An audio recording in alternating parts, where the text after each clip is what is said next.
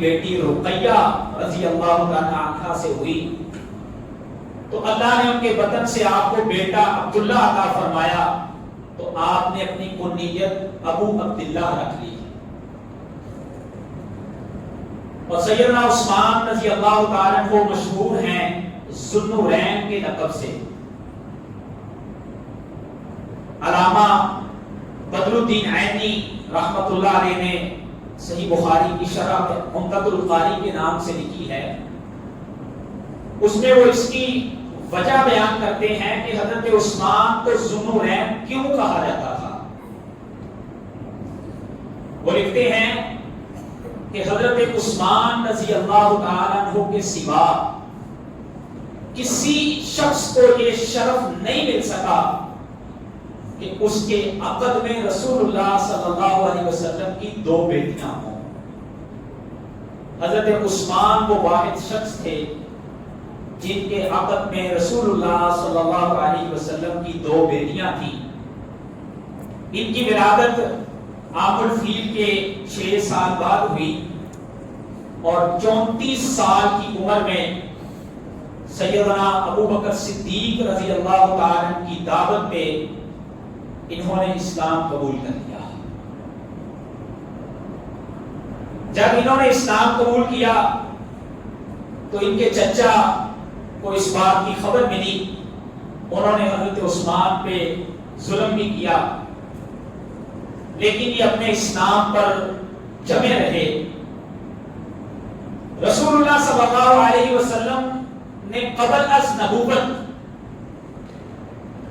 اپنی دونوں صاحبزادیاں ام کلثوم اور اسی طرح سے رقیہ رضی اللہ عنہما، ان دونوں کے رشتے کی بات کر رکھی تھی ابو لہب کے 2 بیٹوں کے ساتھ۔ ایک کا نام عتیبہ اور ایک کا نام عتبہ تھا۔ تو جب اسلام آیا اور ابو لہب نے رسول اللہ صلی اللہ علیہ وسلم کی کوہ صفا کی پہلی دعوت پر مخالفت کی، اللہ تعالیٰ نے اس کی مذمت پر قرآن مجید میں سورہ لہب نازل فرمائی۔ تو اس کی بیوی جس کا نام ام جمیل بنت حرب تھا، اس کو یہ بات بڑی ناگوار گزری اور اس نے اپنے بیٹوں کو کہا کہ تم رسول اللہ صلی اللہ علیہ وسلم کی دونوں بیٹیوں کو، میرے دونوں بیٹے ابھی رخصتی نہیں ہوئی تھی، تم طلاق دے دو۔ انہوں نے طلاق دے دی۔ حضرت عثمان رضی اللہ تعالی کو جیسے پتا چلا تو حضرت عثمان رضی اللہ تعالی نے رسول اللہ صلی اللہ علیہ وسلم کے گھر نکاح کے لیے پیغام بھیجا، تو اللہ کے نبی صلی اللہ علیہ وسلم نے رقیہ اپنی بیٹی کی شادی حضرت عثمان رضی اللہ تعالی عنہ سے کر دی۔ زندگی گزرتی رہی، آپ نے ہجرت بھی کی، مدینے پہنچ گئے۔ تو جب بدر کا موقع آیا، حضرت عثمان بھی تیار ہوئے آپ کے ساتھ جانے کے لیے۔ آپ کی بیٹی رقیہ اس وقت بیمار تھی۔ رسول اللہ صلی اللہ علیہ وسلم نے فرمایا عثمان تم یہیں پر مدینے میں ہی ٹھہرو اور میری بیٹی کی عیادت کے لیے، تیمارداری کے لیے تم اس کے پاس رہو، میں تمہیں بدر والوں میں شریک سمجھوں گا۔ اور صحابہ بیان کرتے ہیں کہ جب ہم واپس آئے تو اللہ کے نبی صلی اللہ علیہ وسلم کی یہ صاحبزادی دنیا سے چلی گئی تھی۔ تو رسول اللہ صلی اللہ علیہ وسلم نے جب بدر کا مال غنیمت تقسیم فرمایا تو اس میں سے آپ نے حضرت عثمان کو بھی حصہ دیا اور آپ نے فرمایا عثمان تم ایسے ہی تھے جیسے بدر والوں کے ساتھ بدر کے معرکے میں شریک تھے۔ حضرت عثمان رضی اللہ تعالی کی جب یہ زوجہ محترمہ وفات پا گئی تو رسول اللہ صلی اللہ علیہ وسلم نے اپنی دوسری بیٹی ام کلثوم کا نکاح بھی حضرت عثمان رضی اللہ تعالی کے ساتھ فرما دیا۔ اور مجمع الزوائد میں علامہ حیثمی رحمۃ اللہ علیہ یہ حدیث بھی لے کے آئے ہیں کہ جب اللہ کے نبی صلی اللہ علیہ وسلم کی یہ بیٹی بھی فوت ہوئی تو رسول اللہ صلی اللہ علیہ وسلم نے خود ان کا جنازہ پڑھایا اور آپ نے فرمایا اے عثمان اگر میرے پاس تیسری کوئی بیٹی ہوتی میرے گھر میں، اس وقت تک آپ حضرت فاطمہ کا نکاح کر چکے تھے، فرمایا عثمان اگر میرے گھر میں کوئی تیسری بیٹی ہوتی تو میں وہ بھی تیرے عقد میں دے دیتا اور میں اس کا تیرے ساتھ نکاح کر دیتا۔ حضرت عثمان رضی اللہ تعالی عنہ وہ عظیم شخصیت تھے۔ صحیح بخاری کی حدیث ہے، امی عائشہ رضی اللہ تعالی عنہ بیان کرتی ہیں کہ آپ کا جب وہ بیماری جس میں آپ اس دنیا سے تشریف لے گئے، آپ اپنے بستر پر تھے تو دروازے پر دستخط ہوئی تو نبی صلی اللہ علیہ وسلم نے کہا کہ پوچھا جائے کون آیا ہے؟ بتایا گیا کہ اللہ کے نبی میرے بابا حضرت ابو بکر صدیق آئے ہیں۔ آپ نے فرمایا بلا دیجیے۔ حضرت ابو بکر آئے، آپ کی اجازت کر کے چلے گئے، پھر دروازے پر دستخط ہوئی، پوچھا کون آئے ہیں؟ فرمایا کہ حفصہ رضی اللہ تعالی عنہ کے بابا حضرت عمر آئے ہیں۔ وہ بھی آئے، آپ کی اجازت کر کے چلے گئے، پھر دروازے پر دستخط ہوئی، پوچھا کون آئے ہیں؟ بتایا کہ اللہ کے نبی آپ کے بیٹے اور داماد حضرت عثمان آئے ہیں۔ اللہ اکبر کبیرہ۔ آپ نے فرمایا عائشہ ابھی ٹھہر جاؤ۔ روایات میں لفظ ہے کہ آپ نے اپنے آپ کو سیدھا کیا اور کسی چیز کی ٹیک لگا کر کے سیدھے ہو کر کے بیٹھے اور فرمایا اب عثمان کو بلاؤ۔ حضرت عائشہ کہتی ہیں مجھے بڑا تعجب ہوا، میں نے رسول اللہ صلی اللہ علیہ وسلم سے پوچھا کہ اللہ کے نبی ابو بکر آئے، عمر آئے، آپ ایسے بیٹھے رہے، لیکن جب عثمان آئے تو آپ سیدھے ہو کے بیٹھ گئے۔ فرمایا عائشہ الا استحی من رجل تستحی منہ الملائکہ، کیا میں محمد صلی اللہ علیہ وسلم اس شخص سے حیا نہ کروں جس سے اللہ کے فرشتے بھی حیا محسوس کرتے ہیں؟ اور یہی وہ عثمان رضی اللہ تعالی عنہ تھے جن کو اللہ نے یہ شرف بھی عطا فرمایا کہ اللہ کے دین کو جب بھی ان کے مال کی ضرورت پڑی تو انہوں نے بے دریغ اپنے مال کو اللہ کی راہ میں خرچ کیا۔ صحابہ کرام ہجرت کر کے مدینے میں پہنچے تو مدینے میں پانی کا مسئلہ تھا۔ وہ بیر روما کا مشہور واقعہ ہے، یہودی کی ملکیت میں رسول اللہ صلی اللہ علیہ وسلم نے فرمایا کہ من حفر بئر روما فلہ الجنہ من یشتری بئر روما لہ الجنہ۔ کون ہے میرے صحابہ تم میں سے جو بئر روما کو خرید کر کے لوگوں کے لیے وقف کر کے میں محمد صلی اللہ علیہ وسلم اس کو جنت کی بشارت دیتا ہوں۔ حضرت عثمان رضی اللہ تعالی نے 35,000 درہم میں وہ بئر روما خرید کر کے لوگوں کے لیے اس کے پانی کو پینے کے لیے وقف کر دیا۔ آج بھی مسجد قبلتین کے قریب یہ بئر روما وہ کنواں تھا، اس کا پانی آج بھی لوگ وہاں سے بھر کے لے کے جاتے ہیں۔ یہ حضرت عثمان رضی اللہ تعالی کا ڈونیٹ کیا ہوا کنواں، اور پھر نبی صلی اللہ علیہ وسلم نے جب مسجد بنائی، مسجد میں صحابہ کی تعداد بڑھنی شروع ہو گئی۔ تو ایک دن اللہ کے نبی صلی اللہ علیہ وسلم فرماتے ہیں کون ہے میرے صحابہ میں سے من یشتری بقعۃ آل فلان، یہ مسجد کے ساتھ والا حصہ اس کو خرید کر کے اللہ کے گھر کو وسیع کرنے کے لیے ڈونیٹ کر دے، میں محمد صلی اللہ علیہ وسلم اس کو جنت کی بشارت دیتا ہوں۔ حضرت عثمان رضی اللہ تعالیٰ عنہ آگے بڑھتے ہیں اور آگے بڑھ کے 20,000 درہم میں حضرت عثمان نے وہ حصہ خرید کر کے مسجد نبوی کی توسیع فرما دی اور رسول اللہ صلی اللہ علیہ وسلم کی بشارت کو پانے میں کامیاب ہوئے۔ کہ آپ نے فرمایا اس کو میں جنت کی بشارت دوں گا. اور یہی وہ عثمان رضی اللہ تعالیٰ عنہ تھے. جب اللہ کے نبی صلی اللہ علیہ وسلم نے جیش اسرا، وہ ایک مشکل لڑائی جو روم سپر پاور عیسائی سلطنت کے خلاف نبی صلی اللہ علیہ وسلم نے تیاری کا حکم دیا.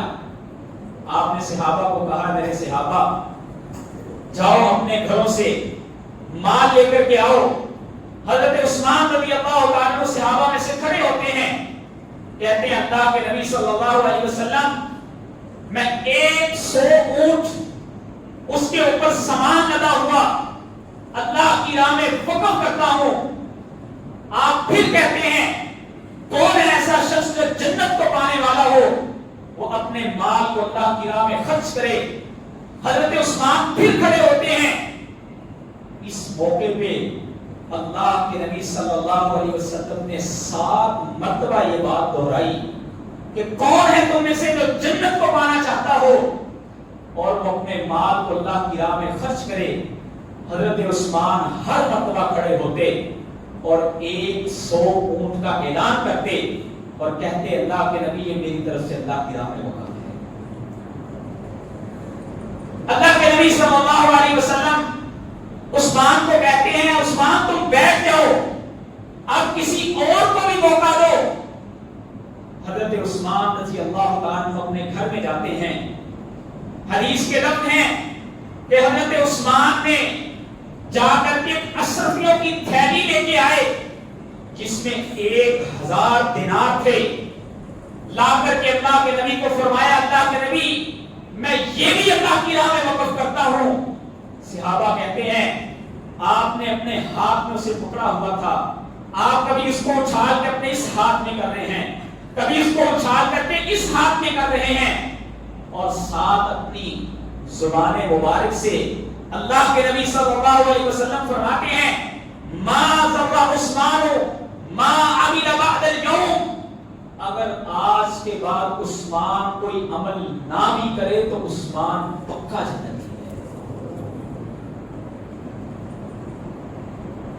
شارحین حدیث لکھتے ہیں کہ اللہ کے جتنے بھی پیغمبر اس دنیا میں آئے،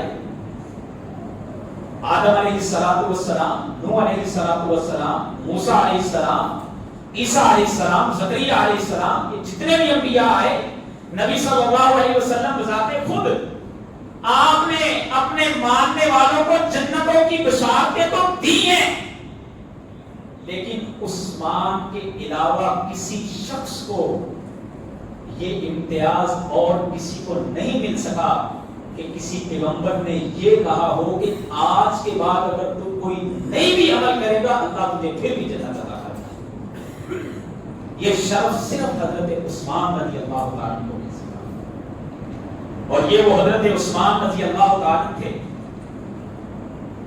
کہ سیدنا ابوبکر صدیق رضی اللہ تعالیٰ عنہ کے دور میں قحط پڑ گیا. حضرت ابوبکر صدیق نے حضرت عثمان کو پیغام بھجوایا کہ آپ کو اللہ نے وافر مقدار میں مال دیا ہے، مدینے کے لوگ اس وقت بھوک سے ہیں، آپ ان کے اوپر اپنے مال کو خرچ کریں. حضرت عثمان رضی اللہ تعالیٰ نے فرمایا کہ اے ابوبکر صدیق رضی اللہ تعالیٰ عنہ میرا ایک قافلہ کچھ ہی دنوں میں مدینے پہنچنے والا ہے، جیسے ہی وہ مدینے پہنچے گا میں اس میں سے خرچ کروں گا. آپ کا قافلہ مدینے پہنچتا ہے. روایات میں آتا ہے کہ یہودی اور بڑے بڑے عیسائی تاجر حضرت عثمان کے پاس پہنچتے ہیں، کہتے ہیں عثمان ہم سے کتنا منافع لینا چاہتے ہیں؟ 1%، 2%، 3%، اس کا 5% ہم آپ کو پروفٹ دیتے ہیں. حضرت عثمان نے کہا ایک تاجر ایسا بھی ہے جو مجھے 10 گنا سے زیادہ منافع دے رہا ہے. کہنے لگے وہ کون سا تاجر ہے جو آپ کو 10% سے زیادہ اس کے اوپر منافع دے رہا ہے؟ کہا وہ تاجر وہ ہے کہ جو یہ کہتا ہے کہ تم میں سے جو اخلاص کے ساتھ اللہ کی راہ میں خرچ کرے گا میں اس کو 10% کیا 70% کیا 700 گنا تک بڑھا کر کے ریٹرن کروں گا، میں اپنے رب کی راہ میں سارے قافلے کو وقف کر دیتا۔ حضرت عثمان رضی اللہ تعالیٰ عنہ کو اللہ رب العالمین نے یہ شان اور مقام عطا فرمائی، اور حضرت عثمان رضی اللہ تعالیٰ عنہ وہ شخص تھے جن کے لیے رسول اللہ صلی اللہ علیہ وسلم نے بیعت رضوان فرمائی۔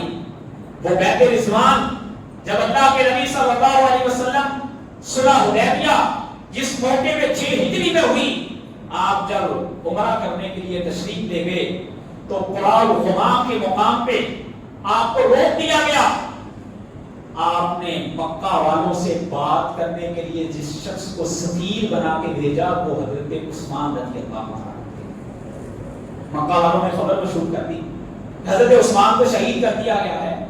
نبی صلی اللہ علیہ وسلم نے فرمایا کہ ہم عثمان کا بدلہ لے کے جائیں گے، اور صحابہ سے آپ نے اپنے ہاتھ پر بیعت کی، اور اس بیعت کا ذکر اللہ رب العالمین نے قرآن مجید میں فرمایا لقد رضی اللہ عن المؤمنین اذ یبایعونک تحت الشجرہ، اللہ ان لوگوں سے راضی ہو گئے جنہوں نے اس درخت کے نیچے آپ کے ہاتھ پر بیعت فرمائی تھی۔ اور کیا جس عثمان کے لیے بیعت کی تھی اس سے اللہ راضی نہیں ہوئے ہوں گے؟ حضرت عثمان کے لیے ہی اللہ رب العالمین کے نبی نے جب یہ بیعت کی تو اللہ فرماتے ہیں ید اللہ فوق ایدیہم، یہ جو آپ کے ہاتھ پر بیعت کر رہے تھے اللہ کا ہاتھ بھی ان کے ہاتھوں کے اوپر ہے۔ حضرت عثمان رضی اللہ تعالیٰ کو اللہ نے یہ مقام بھی عطا فرمایا کہ جب صدیقی دور آیا، حضرت ابوبکر صدیق رضی اللہ تعالیٰ کے دور میں، حضرت عمر کے دور میں آپ بڑے مشیر خاص رہے، بلکہ حضرت ابوبکر کے دور میں باقاعدہ افتاء کے منصب پر بھی آپ فائز رہے، لوگ آپ سے فتوے پوچھنے آیا کرتے تھے۔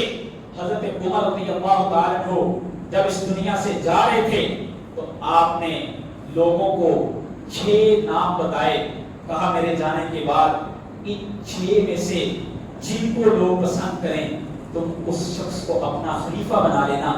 جب وہ 6 شخص، ان میں حضرت عثمان تھے، حضرت علی تھے، حضرت عبد الرحمن بن عوف تھے، سعد رضی اللہ تعالیٰ عنہ، زبیر رضی اللہ تعالیٰ عنہ اور حضرت طلحہ تھے۔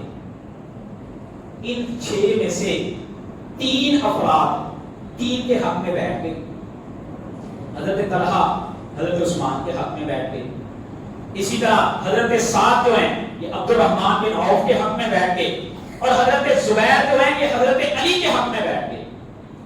اب یہ 3 لوگ رہ گئے۔ عبد الرحمن بن عوف نے ان دونوں کو اکٹھا فرمایا، حضرت علی کو اور حضرت عثمان کو، اور کہا کہ میں تم میں سے جس شخص کے ہاتھ پر بیعت کر لوں تم میں سے دوسرا اس کو خلیفہ تسلیم کر لے گا۔ انہوں نے اس بات کی حامی بھر لی۔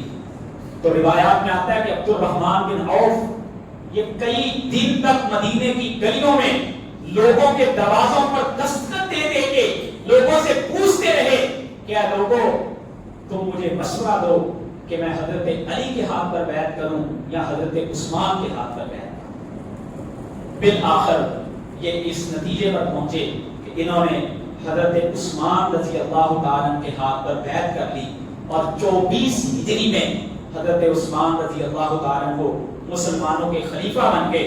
اور یہ وہ اللہ کے نبی کی پیشن گوئی تھی جو آپ نے حضرت عثمان کو ان کی زندگی میں کر دی تھی۔ آپ نے فرمایا تھا لعل اللہ یقمصک قمیصا، اے عثمان اللہ آپ کو خلافت کی قمیص پہنائیں گے، لوگ اس قمیص کو اتارنے کی کوشش کریں گے، آپ ان کے لیے اس قمیص کو کبھی مت اتاریے گا۔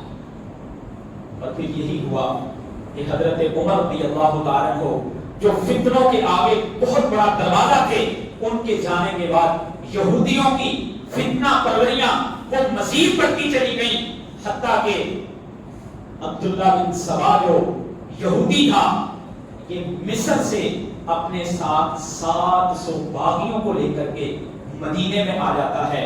اور ایک دن حضرت عثمان خطبے کے لیے کھڑے تھے، ایک باغی خطبے کے دوران کھڑا ہو جاتا ہے اور کہتا ہے عثمان آپ ہمیں خطبہ نہ دیجیے، ہمیں دو چیزوں میں سے ایک چیز بتائیے کہ آپ اپنی خلافت سے دستبردار ہونے کے لیے تیار ہیں یا پھر ہم آپ کو شہید کر دیں گے۔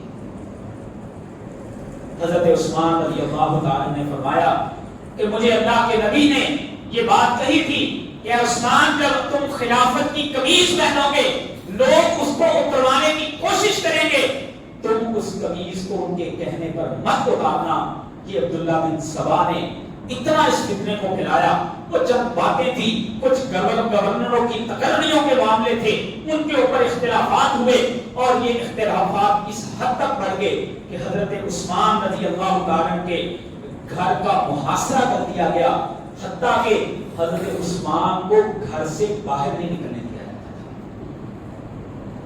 اور یہ بلوائی حضرت عثمان کی جان کے درپے ہو گئے۔ صحابہ کرام میں سے حضرت علی رضی اللہ تعالیٰ نے کچھ صحابہ سے مشورہ کیا اور حضرت عثمان رضی اللہ تعالیٰ کے دروازے پر کچھ لوگوں کو پہرے کے لیے کھڑا کر دیا۔ ان میں حضرت علی کے بیٹے حسن اور حسین بھی تھے، عبداللہ بن زبیر بھی تھے، طلحہ بھی تھے۔ یہ لوگ آپ کے دروازے پر پہرے کے لیے کھڑے ہو گئے، لیکن حضرت عثمان اس بات کو پسند نہیں کر رہے تھے۔ ایون کہ کچھ دن بعد حضرت علی رضی اللہ تعالیٰ کو اپنے ساتھ کچھ صحابہ کو لے کے آپ کے پاس مشاورت کے لیے آئے کہ اے حضرت عثمان آپ ہمیں اجازت دیجئے، یہ بلوائی شاید یہ سمجھ رہے ہیں کہ بہت سارے صحابہ ذوالقعدہ کا مہینہ ہے، حج کے لیے مکہ چلے جا چکے ہیں، تو شاید یہ ہمارے اوپر حملہ کر کے ہمیں ختم کرنے میں کامیاب ہو جائیں گے، یہ شاید یہ سمجھ رہے ہیں۔ لیکن آپ مجھے حکم دیجئے، ابھی بھی مدینے میں 700 کے قریب صحابہ موجود ہیں، ہم ان سے بدلہ لے سکتے ہیں۔ حضرت عثمان رضی اللہ تعالیٰ عنہ فرمانے لگے کہ میں مدینہ تو رسول کو، اللہ کے نبی کے شہر کو اپنے لیے خون خرابہ کروانا اس کو پسند نہیں کرتا، میں آپ کو اس بات کی اجازت نہیں دیتا کہ آپ ان لوگوں کے خلاف تلوار لے کے نکلیں۔ حضرت عثمان رضی اللہ تعالیٰ کو آپ کے گھر پہ محصور کر دیا گیا، حتیٰ کہ روایات تاریخی میں آتا ہے 37 دن تک حضرت عثمان اپنے گھر میں محصور رہے، باہر سے کوئی چیز جانے نہیں دی جاتی تھی اور اندر جو کچھ آپ کے لیے کھانے کے لیے موجود تھا وہ ختم ہو چکا تھا۔ حضرت علی رضی اللہ تعالیٰ تک آپ نے پیغام پہنچایا کہ علی میرے گھر میں کھانے کے لیے میرے پاس کچھ موجود نہیں ہے، اسی طریقے سے میرے تک پانی پہنچایا جائے۔ حضرت علی نے مشکیزہ لیا، اس میں پانی بھرا اور اس کو اپنے کندھے پر رکھا اور حضرت عثمان کے گھر کی طرف چلے۔ بلوائیوں میں سے کسی نے دیکھا اور اس نے تیر مار کے اس مشکیزے کو پھاڑ دیا اور وہ پانی سارے کا سارا راستے میں گر گیا۔ جب محاصرہ شدید ترین ہو گیا تو حضرت عثمان رضی اللہ تعالیٰ کو ایک دن اپنے گھر کی چھت پہ چڑھتے ہیں اور بلوائیوں کو مخاطب کر کے کہتے ہیں انشرکم باللہ، میں تمہیں اللہ کی قسم دے کے پوچھتا ہوں، کیا لوگوں بتاؤ کیا میں وہ عثمان نہیں ہوں جس نے میرے روما کو اللہ کے نبی کے کہنے پہ جنت کی ضمانت دیتے ہوئے مسلمانوں کے لیے حکم کیا تھا، آج تم مجھے اس کے پانی کا ایک گھونٹ بھی نہیں دے رہے۔ کہنے لگے عثمان ہم جانتے ہیں آپ وہی عثمان ہیں، لیکن ہمارا مطالبہ اپنی جگہ پر ہے، آپ خلافت سے دستبردار ہو جائیں یا ہم آپ کو شہید کر دیں گے۔ کہا ہے لوگوں میں تمہیں پھر اللہ کی قسم دے کے پوچھتا ہوں، مجھے بتاؤ کیا میں وہی عثمان نہیں ہوں جس نے رسول اللہ صلی اللہ علیہ وسلم کے کہنے پر مسجد نبوی کی توسیع کے لیے ایک پلاٹ کو خرید کر کے مسجد نبوی کو توسیع کیا تھا، آج تم مجھے 2 رکعت اس میں نماز نہیں پڑھنے دے رہے۔ کہنے لگے عثمان ہم جانتے ہیں تم وہی ہو، لیکن یا تو خلافت سے دستبردار ہو جاؤ یا پھر ہم تمہیں شہید کر دیں گے۔ اللہ اکبر۔ آپ کی زوجہ محترمہ حضرت نائلہ رضی اللہ تعالیٰ عنہا بیان کرتی ہیں کہ حضرت عثمان گھر میں نیچے تشریف لے آئے، بلبانیوں نے آپ کے گھر پہ آنے کی کوشش کی، صحابہ کرام نے کچھ مزاحمت کر کے ان کو روک دیا۔ جب یہ شدید مزاحمت کرنے پہ آئے تو انہوں نے دوسرے لوگوں کے گھروں سے پھلانگتے ہوئے حضرت عثمان رضی اللہ تعالیٰ کے گھر میں آنے کی کوشش کی۔ حضرت نائلہ کہتی ہیں اسی سارے سنہریوں میں حضرت عثمان جب نیچے آئے تو قرآن لے کے بیٹھ گئے، اس کی تلاوت کرنے لگے، حتیٰ کہ قرآن پڑھتے پڑھتے آپ کی گردن جھک جاتی ہے، آپ اپنے سر مبارک کو نیچے کرتے ہیں۔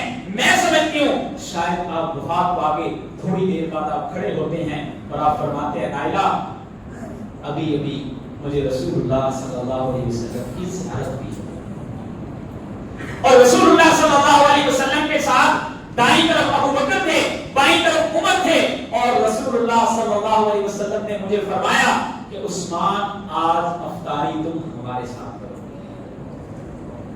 نائلہ کہتی ہے میں رونا شروع کر دیتی ہوں، کیا میرے سر کے تاج، آپ آج اس کا مطلب ہے اس دنیا سے جا رہے ہیں، اور بلبائیوں نے دوسرے گھروں سے آتے ہوئے حضرت عثمان رضی اللہ عنہ کے گھر پر محاصرہ کر کے اس کے اندر حملہ کیا اور حضرت عثمان رضی اللہ تعالیٰ کو وہاں پر شہید کیا۔ اسی دوران آپ قرآن کی تلاوت کر رہے تھے اور قرآن کے نسخے پر آپ کے خون کے قطرے گرتے ہیں۔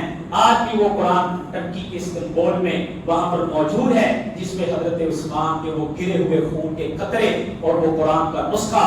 حضرت نائلہ کہتی ہیں کہ وہاں پر حضرت عثمان کی 3 دن تک ڈیڈ باڈی پڑی رہی۔ وہ اتنے ظالم لوگ تھے کہ کسی صحابی کو اندر نہیں آنے دیتے تھے۔ حضرت عثمان 3 دن تک جب وہاں پہ آپ کی ڈیڈ باڈی رہی، حضرت علی کچھ صحابہ کے ساتھ پھر اس بات پہ معاہدہ کر کے ان کے ساتھ کہ آپ میں سے کثیر تعداد میں لوگ ان کے جنازے میں شریک نہیں ہوں گے۔